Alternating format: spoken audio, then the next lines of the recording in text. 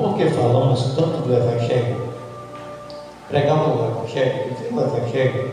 Por que para ir para o céu eu tenho que obedecer o Evangelho? Por quê? Porque o Evangelho foi enviado pelo próprio Deus. A palavra Evangelho quer dizer boas novas de salvação.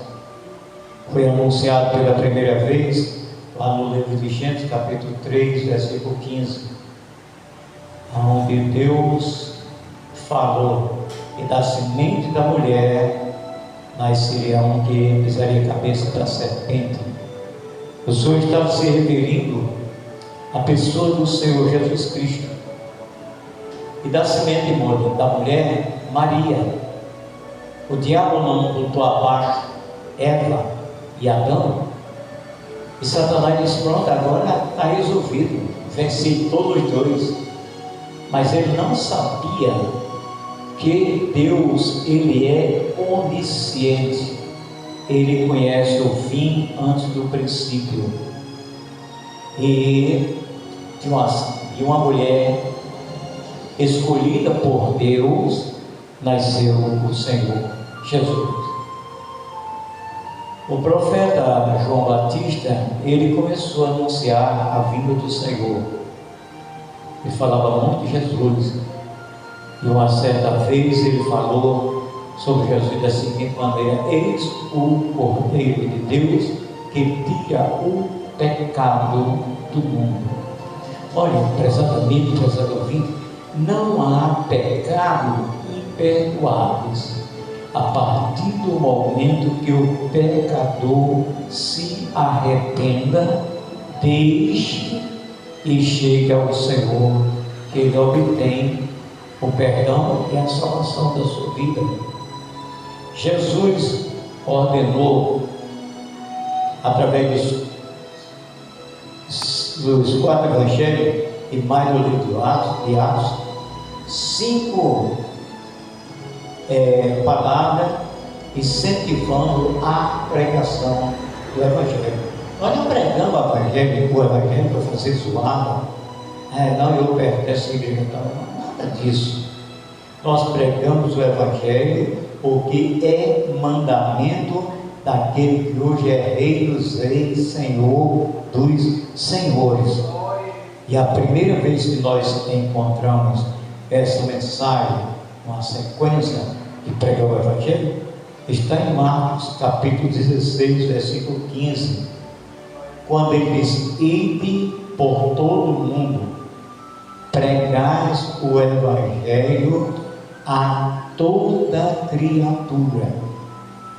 Quem crê e for batizado será salvo, porém quem não crê será condenado. Esse condenado não sou eu que criei, nem estou falando. É o Senhor que está falando para aquela pessoa que escuta, fica resistindo. Eu não senti desejo no meu coração, eu não sigo a lei dos meus pais. Então essa pessoa está fortemente candidata para a segunda palavra ser condenada. Não vai ser Jesus que condena, não vai ser o pastor que condena. É a própria decisão da pessoa. Encontramos outra vez no livro de Lucas, capítulo 24, 47, a advertência para nós pregarmos este Evangelho. Encontramos também no livro de Mateus, capítulo 28, versículo 16, onde o Senhor Jesus diz: ide, façam discípulos de todas as nações, batizando-os em nome do Pai, do Filho e do Espírito Santo. E lá no final diz: eis que estou convosco todos os dias até a consumação dos séculos. E o último Evangelho ele diz, lá em João 19 ao 20, capítulo 20, versículos 19 e 23, ele manda também pregar o Evangelho.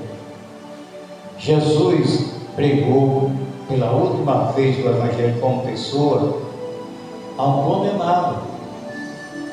Ele estava preso na cruz, crucificado por Jesus, e o outro do outro lado. E o outro, mesmo nos momentos finais, não quis aceitar as normas divinas. Ele disse: você não disse que é o Cristo, forte, Jesus, poderoso? Desça na cruz, salve você e depois é nós. O que estava do outro lado, eu creio que ele já tinha escutado o Evangelho alguma vez. Ele disse: rapaz, você não teme a Deus, está na mesma condenação. Nós estamos aqui porque nossos atos, é a recompensa dos nossos atos. Mas esse nenhum mal fez. Reconheceu. E disse: Senhor, lembra-te de mim quando entrar no teu reino. Jesus não fez nenhuma exigência. Disse: ainda hoje estarás comigo no paraíso. E lá no livro de Atos, capítulo 1, versículo 6, foi a última vez que o Senhor orientou aos seus seguidores. Ele disse: vocês vão receber poder ao descer sobre vós do Espírito Santo. Vocês serão minhas testemunhas. Jerusalém, Samaria, Judeia, até os confins do mundo. E por isso que eu prego o Evangelho já há cerca de 55 anos. Toda a minha vida foi doada para este Evangelho. Eu poderia hoje ser uma pessoa industrial, grande fazendeiro, comerciante, mas eu ia perder todas as promessas que o Senhor fez para nós. E para pregar o Evangelho, o Senhor disse: pregue, não. Ele deu poder e autoridade para nós pregarmos o Evangelho. Cada vez que nós estamos pregando o Evangelho, nós somos confrontados com legiões, espíritos imundos, espírito de enfermidade, de vício, de tudo isso. Por isso que muitas pessoas têm raiva, não batem bem com os verdadeiros seguidores do Senhor Jesus Cristo. E como ele sabia que nós iríamos enfrentar esse tipo de pessoas, ele nos deu ministério, autoridade. Você encontra lá no livro de 1 Coríntios, capítulo 4, e o versículo 1. Ele diz que os homens, esse é o problema dos homens, eu me qualifico no meu lugar, na minha posição de ministro do Evangelho e guardador dos ministérios de Deus. Então, esse poder e autoridade é exatamente para desfazer as sombras do maligno. A palavra de Deus diz que Pedro estava preso no cárcere e 12 guardas, turno de 4 em 4, para guardar Pedro. Mas ele não sabia que Pedro era uma autoridade divina. E a palavra de Deus diz que tinha uma igreja orando, e Deus mandou o anjo, quebrou as correntes, abriu os portões, e Pedro foi solto. Então, há muitas pessoas no mundo cheios de formatura, de diplomas e tudo, mas se esquece que existe um poder divino sobre aquelas pessoas a qual Deus chamou para pregar este Evangelho. Além de ministro da palavra também, Deus fez dos seus representantes diplomatas. Você sabe o que é um diplomata? Você sabe qual a função de um diplomata? Você sabe qual é a função dele. Ele está num lugar tratando assuntos dos seus países estranhos. O apóstolo Paulo estava preso. Ele disse, aliás, diplomata não, embaixador. Nós somos embaixador do reino de Deus, para a honra e para a glória do nome dele. Para mim é só alegria. Então, Paulo estava no cárcere. Ele disse, eu sou embaixador em cadeias. E essa embaixada foi prometida aos seus seguidores, aos seus líderes, aquele que fica à frente do trabalho, lá em Mateus 16, 18, quando Jesus falou para Pedro, nomeando ele como o líder da igreja, ele disse, tu és Pedro, sobre esta pedra edificarei a minha igreja, e as portas do inferno não prevalecerá contra ela. Dar-te a chave do reino dos céus. Tudo quanto você desligar aqui na terra, será desligado na terra. Tudo que você ligar na terra, será ligado nos céus. Quando uma pessoa escuta o Evangelho, que aceita a palavra, que a gente faz a oração, nós estamos dando um passaporte através dessa embaixada invisível, para que o nome dele seja escrito no livro da vida. Existe um livro da vida? Sim, existe. Sabia disso, não?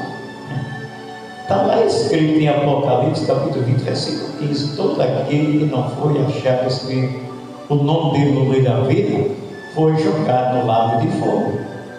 Está vendo? Nós recebemos esse poder para poder libertar o povo de Deus. No mundo não existe uma pessoa de Satã, não existe não. A pessoa pode até trabalhar para ele, fazer os mandados dele, mas o ser humano feito de Deus e é para voltar para Deus. Deus não quer saber o tamanho do pecado que você cometeu. Deus quer saber que você reconheça que é uma pessoa pecadora e que precisa de um Salvador, uma pessoa que possa perdoar os seus pecados, uma pessoa que possa sarar as suas enfermidades, uma pessoa que possa tirar dessa depressão maldita que muitas pessoas vivem hoje, da ansiedade, tudo isso.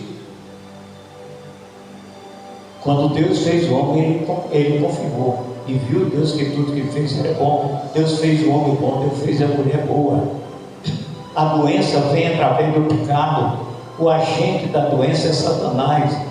Satanás trouxe o pecado e a doença e a morte. Jesus trouxe a saúde e a salvação, a vida eterna.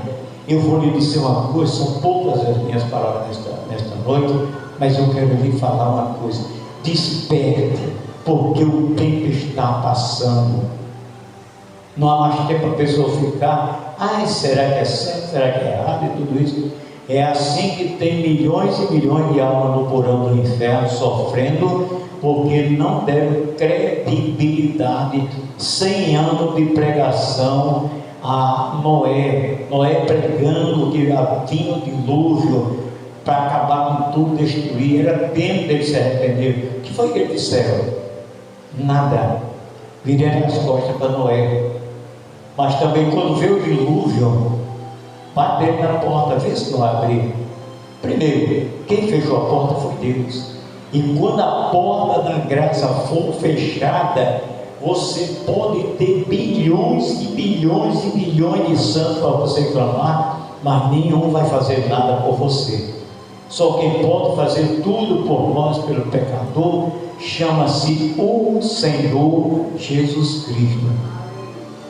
O inimigo fica enganando, sempre tem um negócio enganando.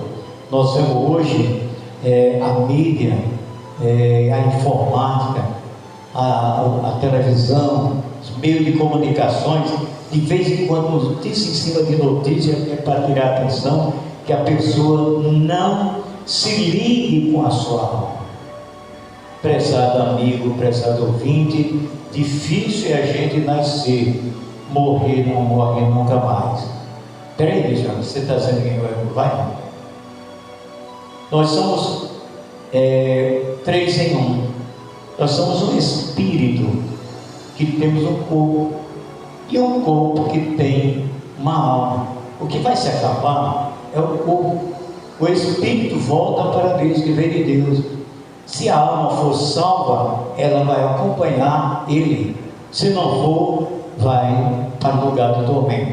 Quer dizer, alma não morre, espírito não morre, mas o corpo se acaba. É a morte física. Então nós devemos ter cuidado. Para encerrar, eu quero falar das 10 virgens. Eram 10 virgens, moças puras, todas elas esperando o Senhor.